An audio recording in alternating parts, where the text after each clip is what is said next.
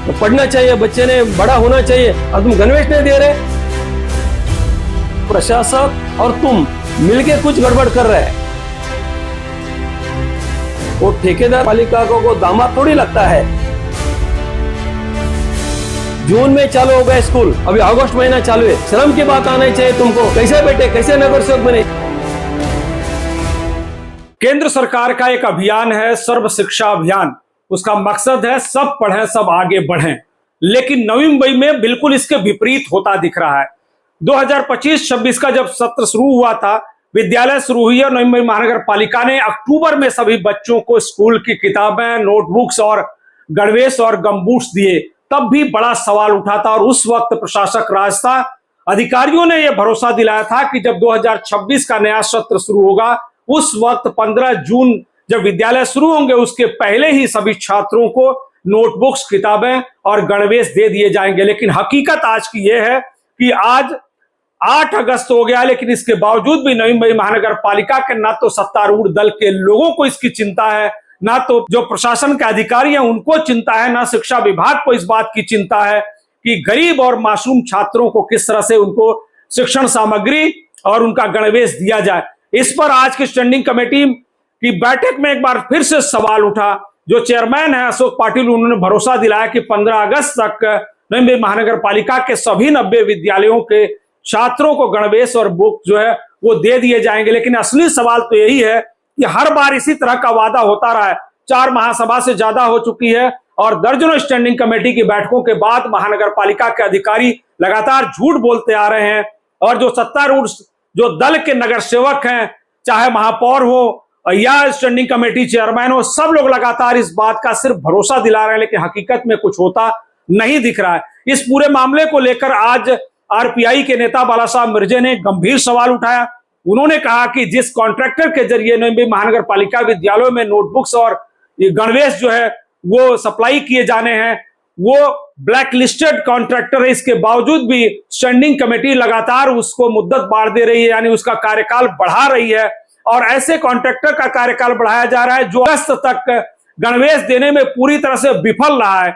इसलिए ये सवाल गंभीर, आखिर वजह क्या है कि जो ब्लैक लिस्टेड कॉन्ट्रैक्टर है या जो छात्रों को गणवेश उपलब्ध नहीं करवा पा रहा है, उसको भला उसकी मुद्दत बढ़ाने की जरूरत क्यों है? आरपीआई नेता बाला साहब मिर्जे ने कहा कि जरूर कहीं ना कहीं ऐसा हुआ है कि या तो नगर सेवक, प्रशासनिक अधिकारी और कॉन्ट्रैक्टर के बीच में कोई ऐसी कमीशन खोरी चल रही है जो शायद डील नहीं होने के कारण ये सप्लाई जो है बाधित हो रही है। चेतावनी दी है बाला साहब मिर्जे ने कि अगर 15 अगस्त तक छात्रों को गणवेश नहीं दिए गए तो एसआईटी की मांग करेंगे, जांच की मांग करेंगे और जो भी लोग दोषी अधिकारी होंगे उनके खिलाफ सख्त कार्रवाई के लिए पहल करेंगे।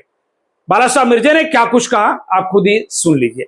जो महानगर पालिका के तरफ से बच्चों को जो गणवेश देने जा रहे हैं और उसके लिए दिरंगाई होती है, वो बच्चों के साथ खिलवाड़ कर रहे यहाँ के सत्तारूढ़ पार्टी जो महानगर पालिका में बैठे हैं। इससे पहला बोले थे कि प्रशासक राज में काम बराबर नहीं हो रहा है और प्रशासक के लोग काम नहीं कर रहे हैं। अभी प्रशासक भी काम नहीं बराबर कर रहे हैं। अभी सत्ते में आए हैं, तुम्हारा 4 महासभा हुआ है, उसमें तुमने कुछ उसमें आउटपुट नहीं किया और उसके बाद स्थायी समिति का भी मीटिंग हुआ है, उसमें भी नहीं किया है। तो इसका मतलब प्रशासक और तुम मिलके कुछ गड़बड़ कर रहे हैं और इसलिए तुम धांधली कर रहे हैं। और बच्चों को जो गणवेश नहीं दे रहे हैं, इसके पीछे कुछ ठेकेदार है, वो ठेकेदार को जो ब्लैकलिस्ट में डाला है और वापस उसको ही दे रहा है। वो क्या अधिकारी का या महानगर पालिका को दामाद थोड़ी लगता है।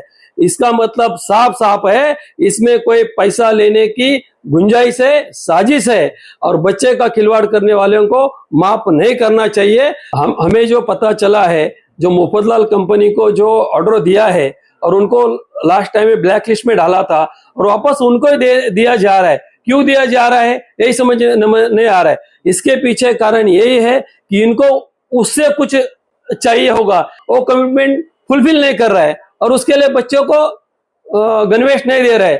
अभी हमारे देश के प्रधानमंत्री जी है और यहाँ के मुख्यमंत्री साहब है, बच्चों से कितना प्यार करते हैं, बच्चों लोगों को पहला कुछ देते हैं। जैसे स्कूल चालू हो गया, हर जिला में जाके, बहुत सारे जिला में जाके हमारे मुख्यमंत्री बच्चों को फूल दिया और वहां पे स्कूल जाने के लिए उनको प्रोत्साहन दिया। और यहाँ के नवी मुंबई के जो सत्ताधारी लोग हैं, यहाँ के जो नगर सेवक लोग हैं, यहाँ के जो प्रशासक है, ये बच्चे लोगों को स्कूल जाने के लिए बंदी डालते हैं, गणवेश नहीं है, उनको साहित्य नहीं देते। बहुत खेदजनक गोष्ट है। ठेकेदार के पास से इनको पैसा नहीं मिल रहा होगा और अत्याचार होगा, ये मैं 100% बोलता हूँ। मैं अभी सब लिस्ट निकालने वाला है, कितना गणवेश आने वाले है, कितना क्वांटिटी आने वाले है, कौन से क्वालिटी के देने वाले हैं, कितना टोटल खर्चा होने वाला है, ये पूरा निकाल के लोगों के सामने रखूंगा और इनका पूरा जो भांडा है उनका भांडा फोड़ दूंगा। मेरा पहली यही मांग है, मेरा यही अपील है। सबसे पहला तुम बच्चों को गणवेश दे दो। 15 अगस्त का तुमने टाइम दिया है, जून में चालू हो गया स्कूल, अभी कौन सा महीना चालू है, अभी अगस्त महीना चालू है, अभी तक तुम नहीं दे रहे। शर्म की बात आनी चाहिए तुमको। कैसे बेटे, कैसे नगर सेवक बने, इसीलिए तुमको चुन के दिया है ना, दिया क्या तुमको शर्म आना चाहिए। क्यों नहीं बच्चों को देते हैं, बार बार बच्चे लोगों का नाम लेते, बच्चे ने बड़ा पढ़ना चाहिए, बच्चे ने बड़ा होना चाहिए, और तुम गणवेश नहीं दे रहे। तुमको शर्म आना चाहिए इस चीज बात की। मैं धिक्कार करता हूँ ये सब नगर सेवक लोगों का। और हमने आरपीआई के तरफ से अब एक निवेदन दूंगा आयुक्त को, इसकी पूरी जांच होनी चाहिए और नहीं तो इसके ऊपर एसआईटी बैठना चाहिए, ऐसी हमारी मांग है। लेटेस्ट अपडेट्स और ताजा तरीन खबरों के लिए TV1 इंडिया लाइव को सब्सक्राइब कीजिए और नोटिफिकेशन पाने के लिए बेल आइकॉन को दबाना मत भूलिए।